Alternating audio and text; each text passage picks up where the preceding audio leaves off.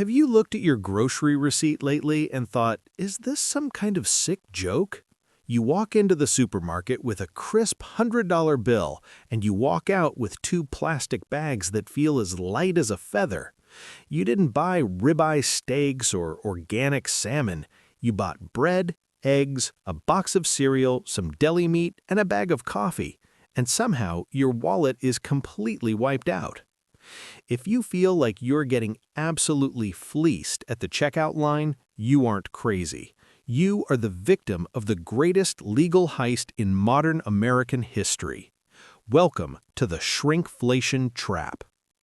Today, we are diving into how big food corporations are quietly draining the American middle class, and more importantly, the exact pantry survival strategies you need to use right now to cut your grocery bill in half and take your paycheck back.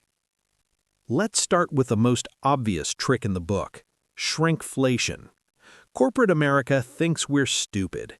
They know that if they raise the price of your favorite potato chips from $4 to $6, you're going to leave them on the shelf.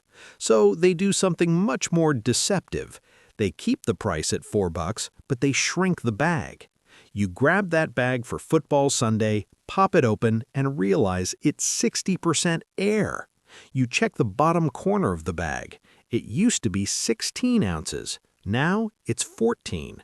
A few months later, it's 12.5. They'll slap a bright, shiny sticker on the box that says, "New sleek look," or "eco-friendly packaging." Do not fall for the marketing spin.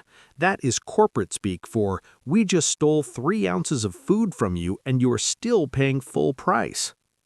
It's happening in every single aisle. That bottle of sports drink used to be 32 ounces, now it's 28. Your standard box of pasta was 16 ounces for decades. Now it's quietly sitting at 12. The toilet paper rolls have fewer sheets, the dish soap is watered down, and the family-size cereal box is now the size of what the standard box used to be just 5 years ago.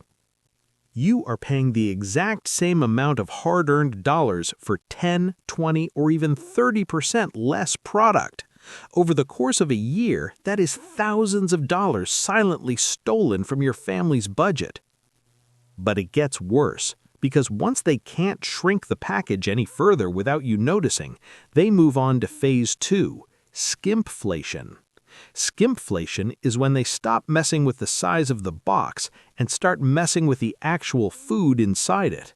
To protect their massive profit margins, these mega corporations quietly swap out high-quality ingredients for cheap, synthetic, mass-produced garbage. Real butter gets swapped for cheap palm oil. Real cane sugar gets replaced with high-fructose corn syrup. Cocoa butter in your chocolate is swapped for vegetable oil.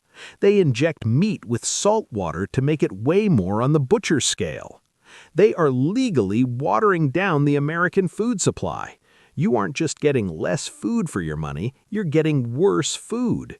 You are paying premium prices for ultra-processed fillers that leave you hungry 2 hours later, forcing you to go back to the pantry and eat more. It's a vicious cycle designed to keep you buying. The modern American grocery store is not designed to feed you. It is designed like a Las Vegas casino, built to extract as much cash from your pocket as humanly possible before you find the exit. There are 50,000 items in a standard megamart, but the illusion of choice is a lie.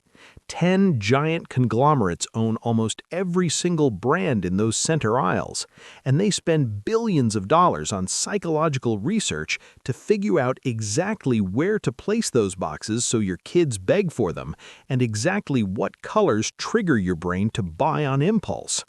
If you want to survive the current economic squeeze, you have to stop playing their game.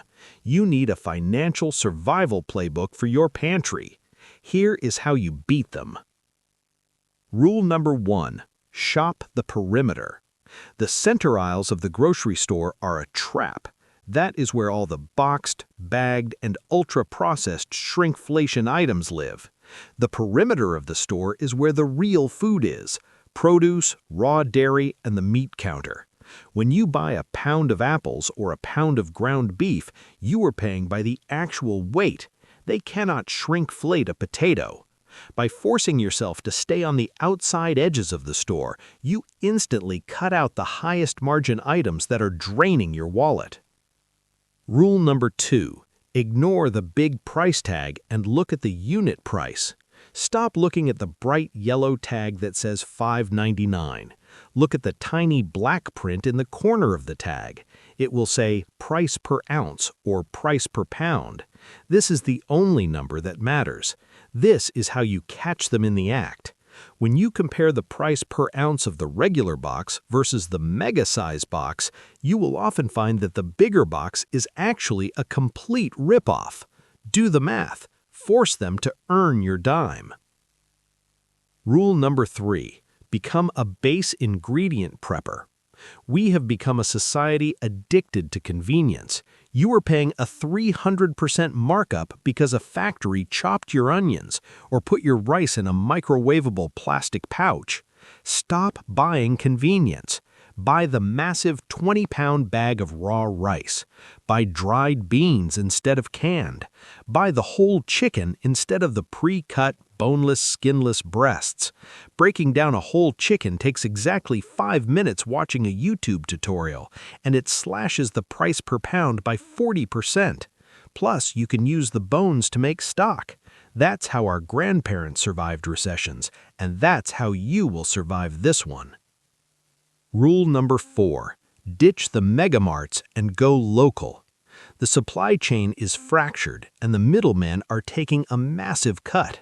You want to save real money? Find a local farmer or a local butcher. Buy a quarter cow directly from the source and put it in a deep freezer. Yes, the upfront cost is higher, but the price per pound for premium grass-fed beef will end up being cheaper than the low-grade water-injected ground beef at the big box store. More importantly, it insulates you from national supply chain shocks. When the trucks stop running or the national prices spike, your family is already fed. Listen, inflation is a hidden tax on the working class, but you do not have to be a victim to it. You have the power to vote with your wallet every week. Stop subsidizing corporate greed. Buy real food. Buy in bulk. Build your deep pantry and protect your family's wealth. If you want more hardcore financial survival tactics to protect your paycheck in this economy, hit that subscribe button right now. Stay sharp, stay prepared, and we'll see you in the next one.